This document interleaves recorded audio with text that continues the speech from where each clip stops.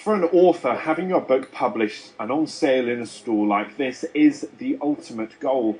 Confirmation that your work is not only a literary success, but a commercial one too.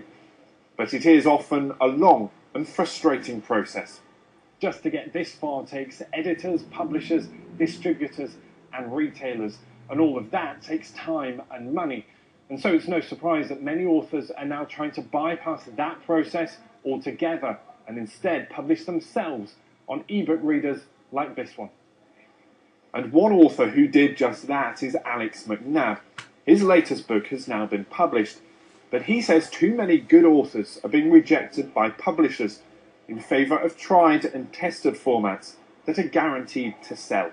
A great deal of really good fiction isn't getting published because as ebooks take over, as the market changes, publishers are less and less willing to take risks.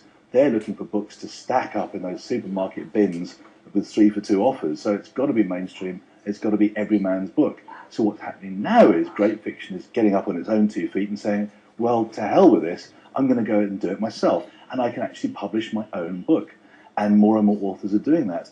And in my personal opinion, that's probably as existential a threat to publishing as we know it as the ebook is.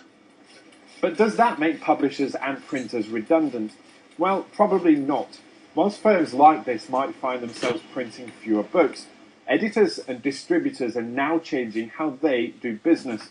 You leverage what publishers have done traditionally well, which is the editorial oversight, fact-checking, graphic design if it's relevant or appropriate, and marry that with the speed that everything now is moving at. And that allows you to bring topical subjects to the market very quickly, but still have that robust fact-checking and all of that to make sure that what is being put out there is still accurate. I mean, I think that's the role of media, is to mediate, right? And that's where the two, I think, have to fuse together, and that's where a real opportunity for traditional publishers to change what they do is add value, but do it faster.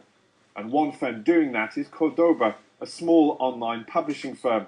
As well as having fewer overheads like printing and distribution, its founders say it brings other benefits too.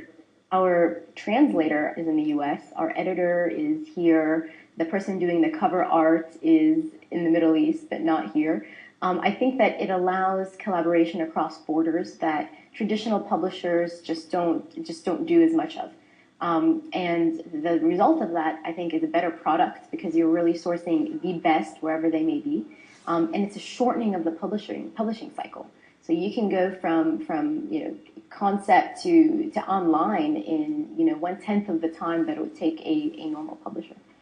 And that means those normal publishers are having to work much harder. They can still determine the success or failure of a book thanks to their market power and advertising.